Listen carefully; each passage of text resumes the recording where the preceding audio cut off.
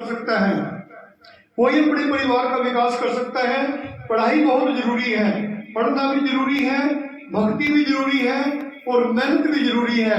तो समय का भाव देखते हुए तो मैं तो ये कहूँगा कि जो बाबा साहब ने भी और गुरु रविदास जी ने भी कहा कि पढ़िए गुणिए सुनिए, और बाबा साहब ने शिक्षित बनो, संगठित रहो, संघर्ष करो, ये कहकर नहीं बात बनेगी।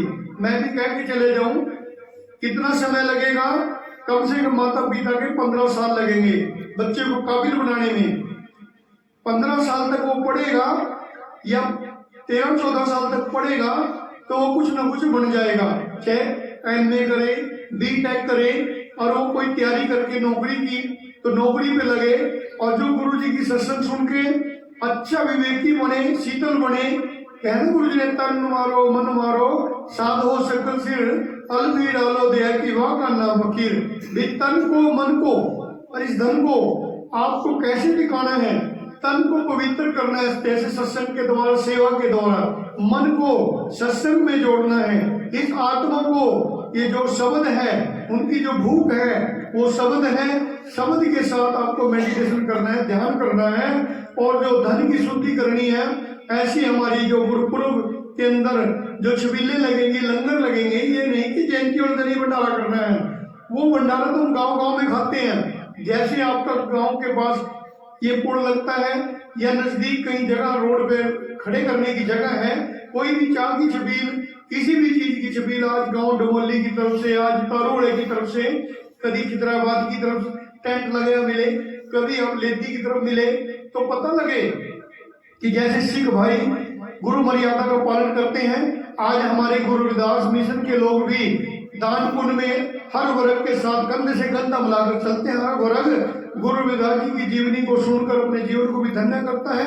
डेरे के अंदर देखिए हर वर्ग का आदमी आता है, चाहे वो गुज्जर समाज का हो, चाहे वो जाट समाज का हो, चाहे वो सैनी समाज का हो, किसी भी वर्ग, चाहे कश्यप हो, चाहे वाल्मीकि समाज से हो। हमारी 36 बिरादरी संत श्री रविदास जी की शोभा यात्रा में योगदान करती है, और उस योगदान में सतगुरु रविदास जी का बहुत बड़ा उपकार होता है। वो सबके कल्याण के लिए है। गुरु रविदास जी की वाणी पूरी मानवता के कल्याण के लिए है। तो हमें ऐसे बोल बोले कि जो गुरु जी की वाणी से जुड़ते चले जाएं। ऐसा भी ना हो कि हम ऐसे बोल बोल दें तो गुरु जी की वाणी से दूर होते चले जाएं। ऐसा वचन बोले कि जो समाज गुरु जी की वाणी से भी जुड़कर और बाबा साहब की शिक्षाओं से भी, बाबा साहब किसी के दुश्मन नहीं है। अरे बाबा साहब ने तो 32 डिग्री ली अपने देश चलाने के लिए, हम अपना घर चलाने के लिए 5-4 डिग्री लेकर हमारे अंदर कोई विकार आ जाए, हम आ जाए, कोई बहन बेटी या भाई पढ़ ले तो अपने माँ बाप को पहले भूल जाता है। ऐसा भी नहीं होना चाहिए। चाहे हम कितने भी विद्वान बन जाए, कितनी ज्ञानवान बन जाए और कितनी बुद्धि वाले बन जाए, तो माँ बाप से ऊपर नहीं हो सकते। माँ बाप हमारा जन्मदाता है और टीचर हमारे गुरु हैं, और जो हमारे समाज के गुरु लोग हैं, जो समाज से हमें रहनी बहनी मिलती है, और जो हमारे वेद शास्त्र गुरु जो होते हैं वो हमें मार्ग देते हैं। वेदों से पढ़कर हमें मार्ग मिलता है। गुरुओं के वचन से हमें इस आत्मा को भी, इस मन को भी, इस तन को भी एक सहारा मिलता है। एक मार्ग पे चलने का बहुत बड़ा उपयोग करने के लिए जीवन मिलता है हमें। इसको अच्छी तरह से उपयोग करें। हर से हीरा छाड़ के करें आने की आस, 13 दो जग जाएंगे सब पाके रविदास। ये हीरा सा जीवन, अनमोल जीवन हमें मिला है। इस अनमोल जीवन को आप गंवाए ना, इसको सतगुरु की लाइन पे अपनी शिक्षा में लगाएं और नशे पत्ते से दूर रहकर इस, देखिए इस एरिया के अंदर पता नहीं तो क्या मालिक की कृपा है या दुर्भाग्य है हमारा, सब कुछ होते हुए भी हमें नशे की लत लगी। तो मैं कहूँगा कि जो भाई नशा करते हैं उस नशे को त्याग कर एक बैनर बनाए कि भी कल हम नशा करते थे, आज हम कपाल मोचनिया डमोली गांव से जाकर यात्रा ले रहे, हम नशा त्याग कर सतगुरु जी की शरण में और अपने घर में ठीक तरीके से रहेंगे। जिस दिन गुरु जी की जयंती हो उस दिन भी मैं, जो भाई छोटा मोटा धूम्रपान करते हैं, नशा करते हैं, उनसे भी हाथ जोड़कर विनती है वो भी अपनी एक सोसाइटी बना ले, भी अपने रहबरों के जन्मदिन पर हम नशा नहीं करेंगे।